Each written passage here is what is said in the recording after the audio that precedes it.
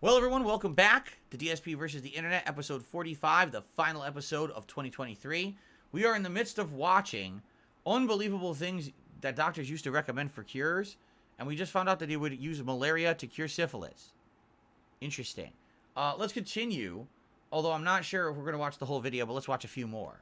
Doctors used to recommend heroin to treat the common cold. During the American Civil War, the drug of choice to treat soldiers suffering traumatic injuries was morphine, a highly effective and addictive drug derived from opium poppies, or an opioid. It interacted with pain receptors in the brain to virtually eliminate pain sensation in the body and leave patients in a dreamlike euphoric state. While highly effective, it also resulted in thousands of soldiers becoming addicted to the substance. In response, Bayer, the pharmaceutical company, began boiling the morphine in an attempt to reduce the drug's addictiveness, and thus heroin was born. Unfortunately, boiling morphine doesn't make the drug less addictive. In fact, it makes it more addictive and capable of being mixed with other additives, leading to far more extreme reactions in the body. This didn't stop the medical establishment, and in 1906, the AMA officially approved heroin for general use. Doctors not only recommended heroin for extreme pain, but for more common conditions like bronchitis, tuberculosis, cancer, depression, sluggishness, the common cold, old age, or even a simple cough. For adults and children alike. The real impact of heroin became obvious soon enough as addiction and crime rates soared, leading to federal regulation of the drug and the AMA revising their previous recommendation. Today, opioids are still prescribed. However, many measures have been enacted in hopes to bring down the soaring rates of addiction and overdosing. Cure your rheumatoid arthritis by staying inside the body of a dead whale. Something I never thought I'd say on this channel.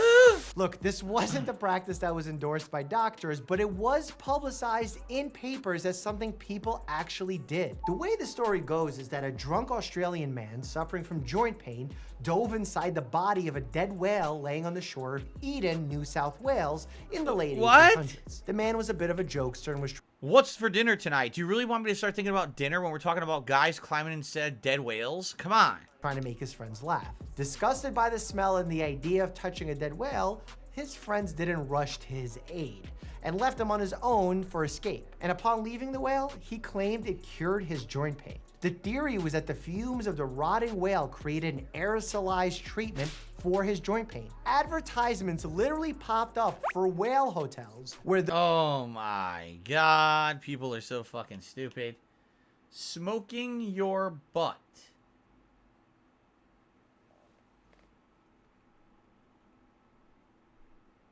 The idea of blowing tobacco smoke into someone's rectum became the go-to method of saving a drowning victim in England. The theory—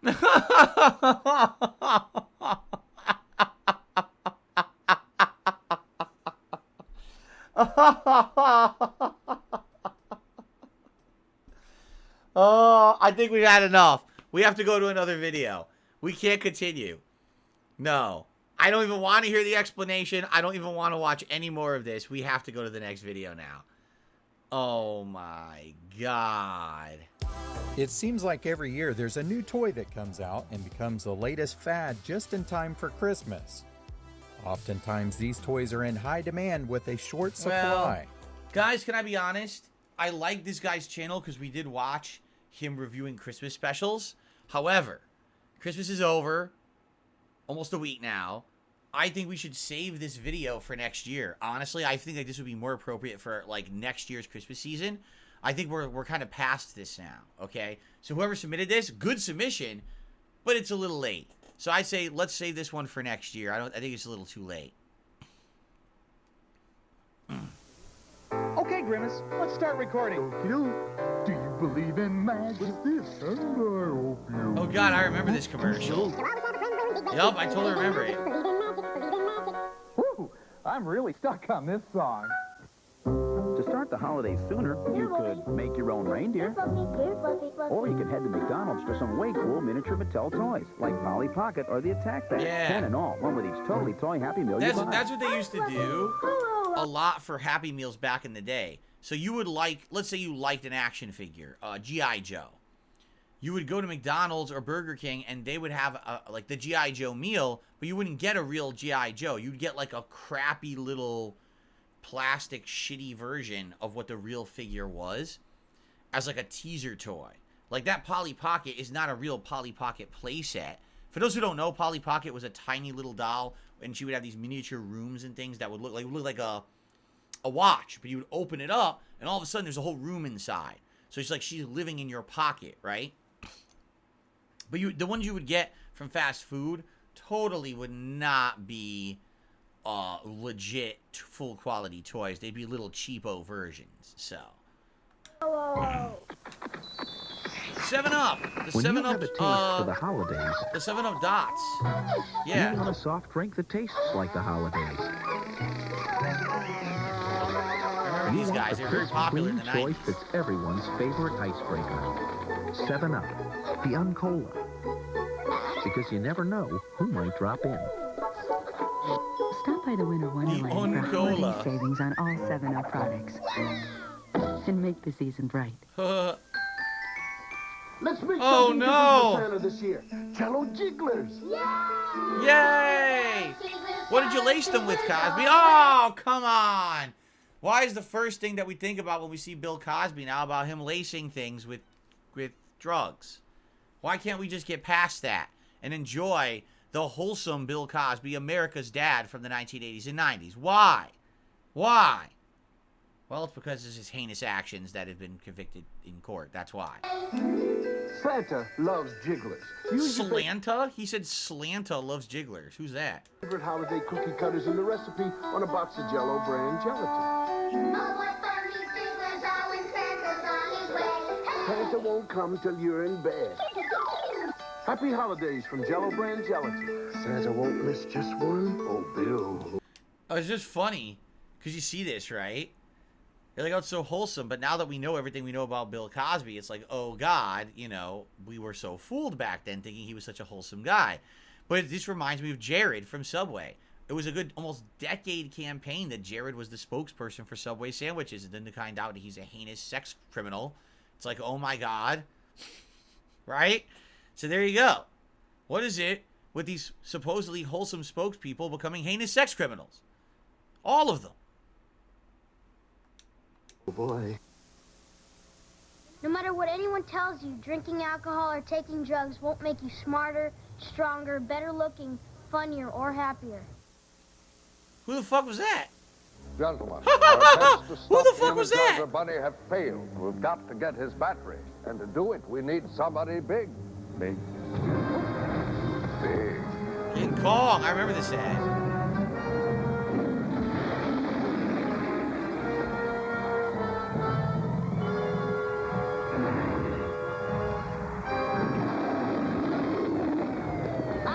It's the end of 93. Mr. So this is Energizer. 30 years ago. So they used to have commercials like this that were all continuous telling a story. So the Energizer Bunny was so popular in 1993, they would have a 3-part commercial where like King Kong would go after him and stuff, and there'd be like antics. That was like a cartoon show. Pretty interesting how ads have changed, huh? What are the chances you'd ever see a 3-part ad in 2023? Never. That would never happen. So here's the thing. This is great, and again, I like this, but I feel like we should watch this for like the adpocalypse, right?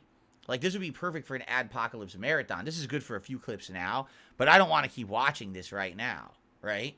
So I would say another great candidate for a resubmission in the future, because I'm liking this, but not for right now.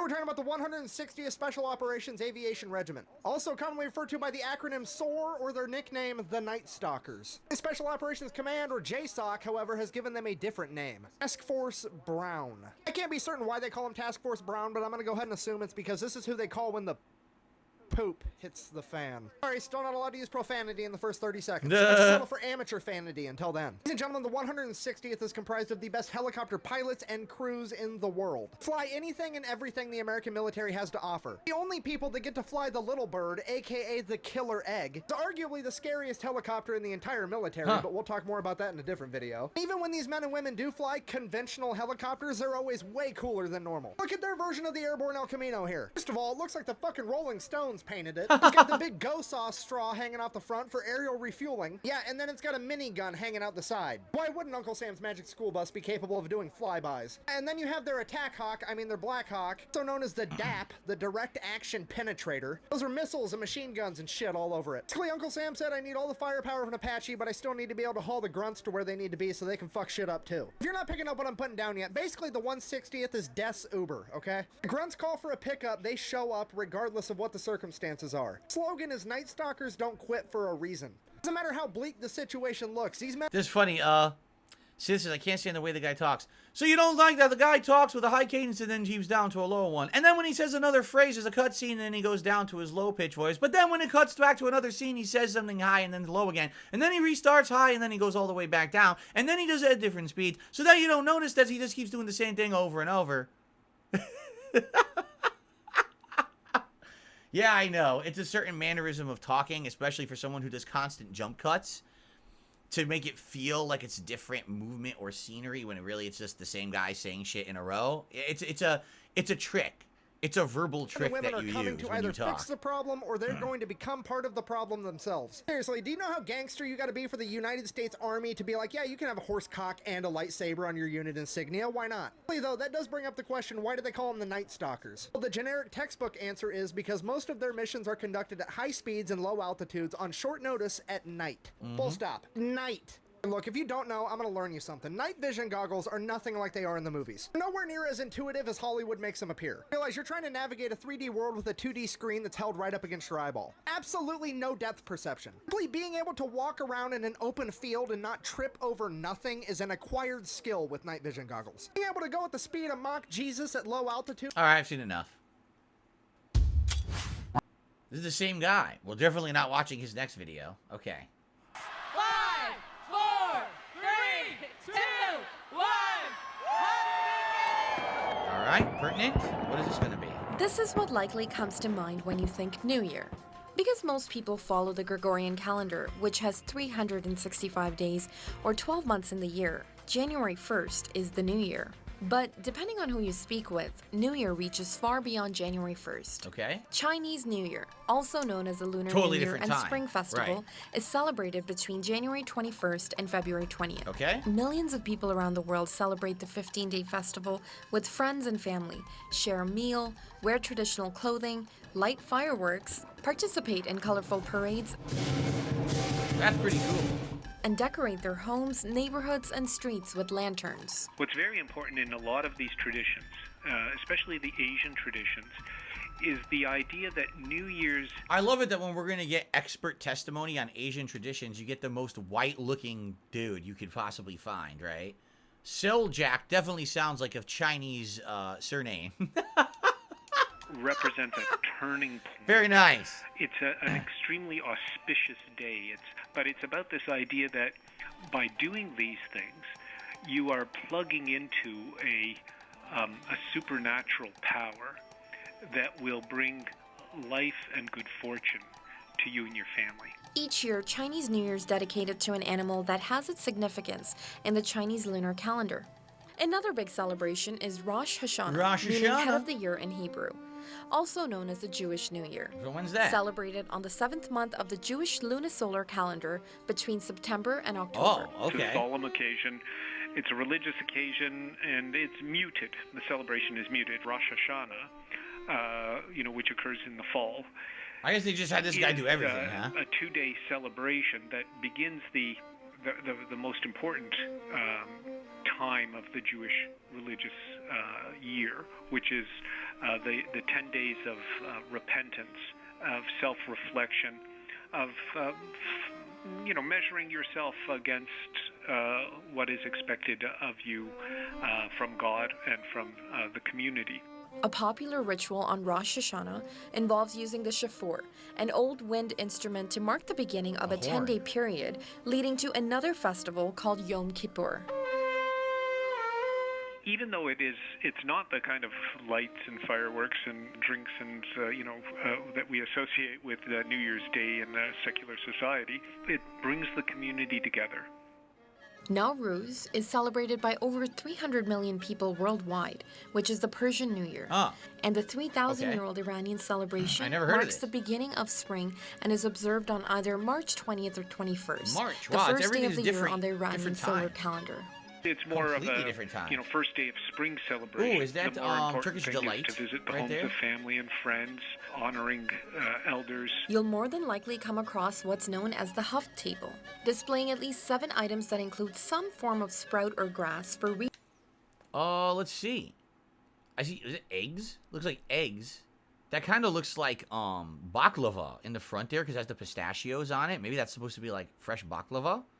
I have no idea what the thing in the forefront is, though. Rebirth and renewal, Oh, garlic. dried fruit for love, apples for beauty and health, garlic for medicine and self-care, a sweet pudding for wealth and fertility, vinegar for patience and wisdom, and a Persian spice for more sunrises. And a sack of delicious Millions of White Muslims Castle around burger. the world celebrate the Islamic New Year, which is observed on a different day each year.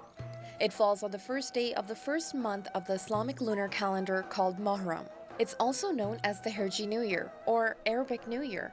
It's a time to commemorate Prophet Muhammad fleeing from Mecca to Medina with his followers in 622 AD to escape the dominant culture at the time that didn't allow them to practice their faith.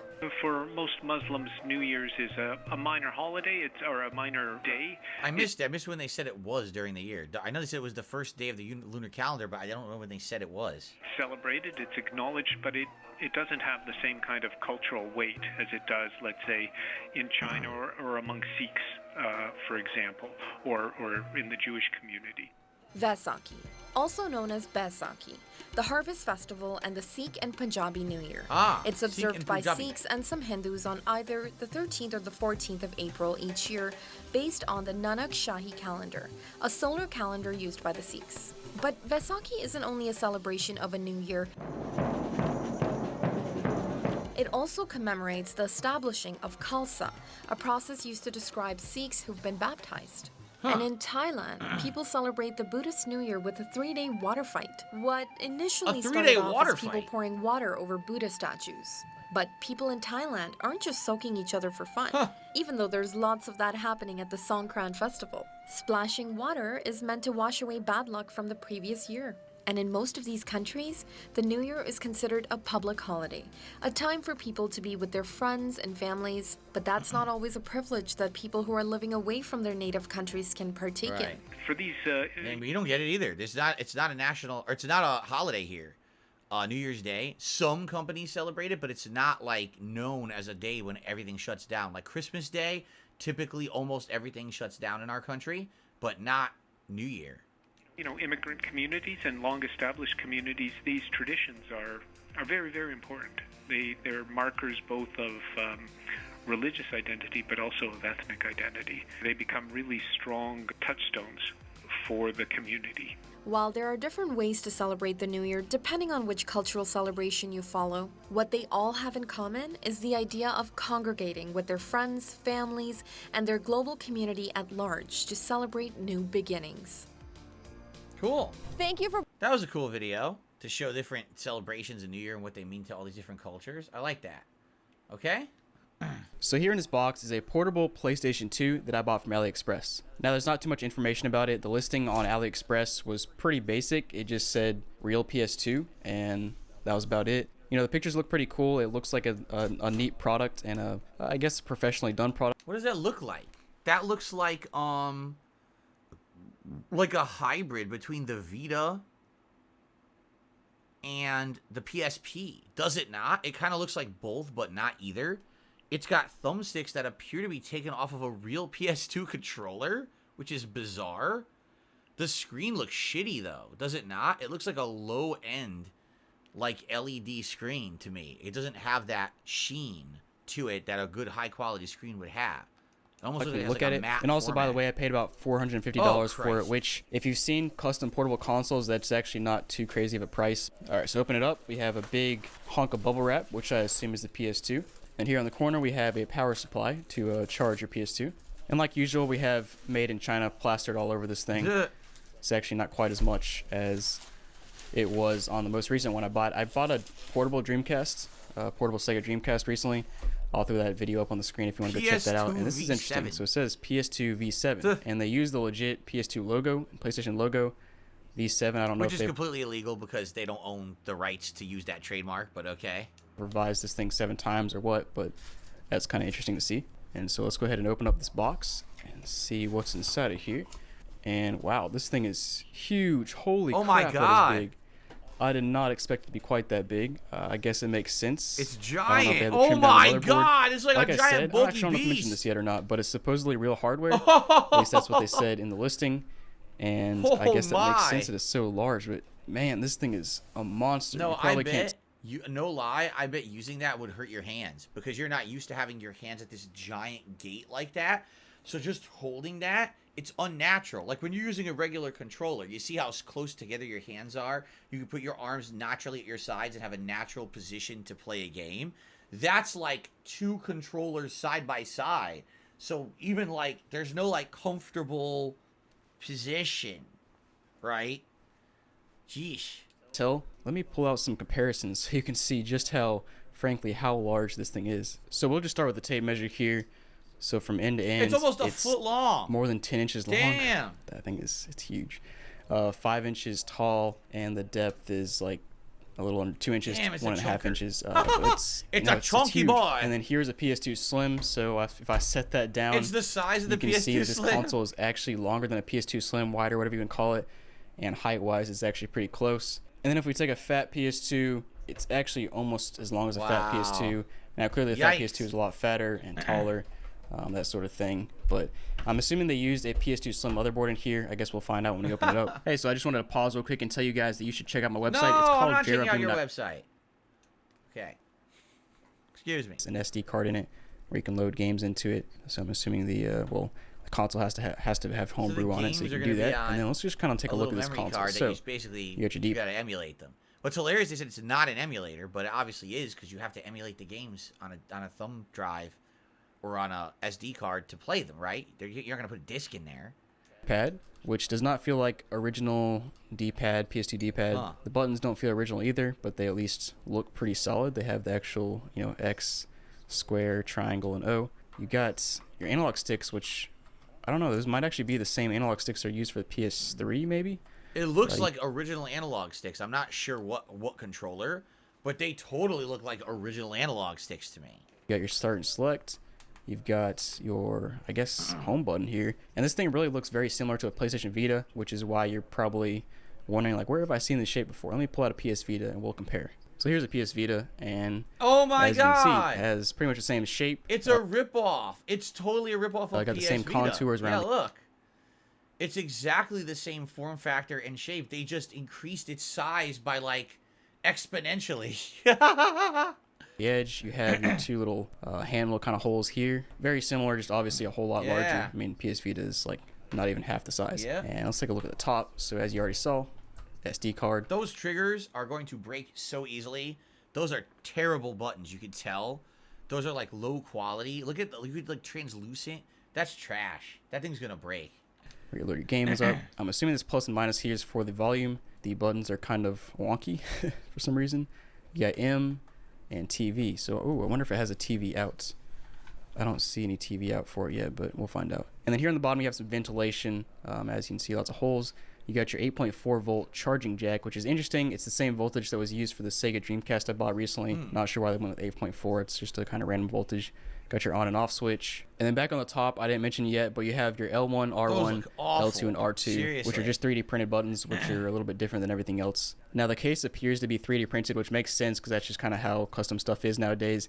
And if you see all these ridges, that's definitely like a 3D printed kind of texture. And of course, you got a speaker here, and then one over on this side as well. And then flipping over to the back, that thing even more looks like the PS Vita on the back. They added the 2 little ovals here, just like the PS Vita. Oh my which God, are kind of it's such a your ripoff. spots where your fingers rest. And then, of course, there's no touchpad back here with PS Vita. That's actually a touchpad. But yeah, I mean, this is a pretty neat console. It is massive, but it's actually not too bad in the hands. Not crazy heavy, maybe like a pound, maybe a little bit less. But let's go ahead and turn this bad boy on and see what it does. But actually, first of all, I would like to peel this screen film off. Ooh. To see what the screen looks like, I don't know about this. Nice. Right? All right, so now we'll turn it on. Flip that on switch, see if we have some battery, and it appears that we do have some battery.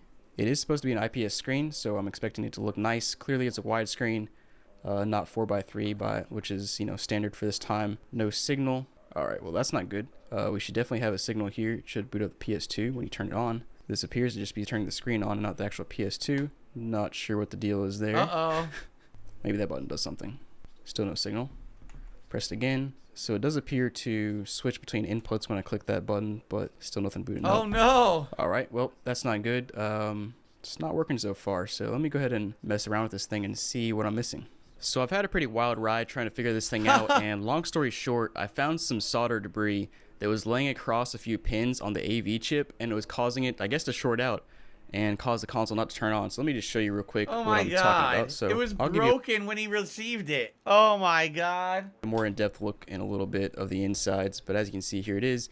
And the main thing to note is you have this chip right here, this custom PCB connected to a chip that's just laying here, and the audiovisual chip is actually right under here. So I didn't even look at it for hours. I was just looking around this thing trying to figure stuff out. I did not even look under it because this thing was covering it up. But once I did, I found this debris right here. I'll zoom in on it so you can see it. So right here, this is the debris I'm talking about. My camera can barely even focus on it because it's so small, but it's basically solder debris and like the ends of wires, and somehow it came loose, I guess either in shipping or they were just careless when soldering, and yeah, it was basically straddled across a few pins on the chip. So a closer look, here's the PCB that's just kind of flapping in the wind, and the audiovisual chip is right under that. So if we prop this up and lift the PCB up a little bit, there's actually a chip right here, and you can kind of see some of the debris where I had to basically peel the solder off because it was stuck to it. It was basically straddled across those few pins right there. I know it's kind of hard to see, but just trust me, it was pretty bad. And there were also a few other things I ran into along the way, but that was the main thing. So it doesn't even, it was all fucked up. And I'll show you that it is working now. The funny thing is, I had actually made an entire segment kind of ending this video because it was... And good luck getting your money back from China. The console just was not working, so I assumed it wasn't going to work at all, but here we are. And one of the other things I figured out is that once you turn the switch on the bottom, you actually have to press this little home button right here, and that's what turns the PS2 on. So that was my first issue, but even when I figured that out, it still didn't work because the AV chip was messed up. But now it should boot up, and there it is. Cool. So it did boot up this time. Booted up into OPL, which is basically a way to play games via the USB drive. So it's an emulator. It's a fucking emulator, right? That's it. That's not the original PS2 software. On the PS2. So I'm assuming this thing has FreeMic boot loaded into the memory card, and then we can load up some homebrew. So we got OPL as the homebrew and basically a way to play games. I guess these are some games. So that looks like Tekken 4. I'm not sure what VR4 is. Looks like a bunch of abbreviations. Let's try TK4, assuming that's Tekken 4, and we'll see if it plays. So there it goes. It's loading up. And one thing to note is that apparently on the PS2, the USB drive is actually slower than disk drive because the USB drive uses USB 1.1, which is extremely slow. So kind of similar to the Sega Dreamcast I bought. The volume actually gets extremely loud. Oh, that's way too loud. Let me turn that down. I'm not going to call the speakers good, but they're serviceable and they get very loud. So it is Tekken 4. Buttons seem responsive. Japanese that's good to Tekken see. 4, though. We'll go with hard. Why not? Yeah, so far the D-pad seems responsive. We'll go ahead and just go to arcade. One thing to note is the D-pad is actually kind of squeaky. Oh, actually. Oh, man, you got to press pretty hard on the left D-pad to go to the left. Oh, look, it doesn't work. As you can see, I'm pressing left right now, and it's not doing anything. I have to press like all the way down. Wow, that's kind of disappointing. We'll go with Steve. You bought a piece of shit. I mean, overall, the feel of this console is actually not too bad. It's pretty heavy, but it's manageable, and you can get your fingers up here pretty decently to press the trigger buttons. And I'm actually pretty impressed with the 3D printed trigger buttons. They actually don't look too bad or feel too bad. Analog stick is not working. I wonder if I have to press a button to. Left stick doesn't even work. All right, D-pad is working a little bit. X is working. Square works. Triangle works. The buttons seem okay. I can just tap them and they work. The D-pad is what's kind of crappy, and the analog stick's not working right now. I'm assuming that's something in the settings. That actually might be something in the main console settings. But let's check out these other buttons up here. So wow, plus and minus this thing's the volume. A piece of dog shit. Like, who would want that? You're spending almost $500, and half the shit doesn't work. The D-pad is junk, right? What a waste of money.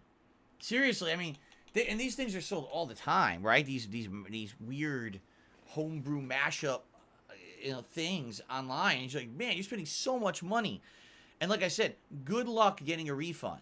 You really think if you contact this company in China, they give two shits if your thing doesn't work or not? They ain't giving you your money back. That's it. You just gave them $500 and haha, it probably cost them less than $100 to make this thing, you know? So they're happy, you're not, and you're screwed. All right, well, anyway, guys, it's time to split the part. We have an hour left here of DSP versus the internet. I hope you've been enjoying the videos. Good variety of stuff this week. And thanks to everyone on the live audience here who's been chilling. And I will see you all in the next part. Peace out. See you then.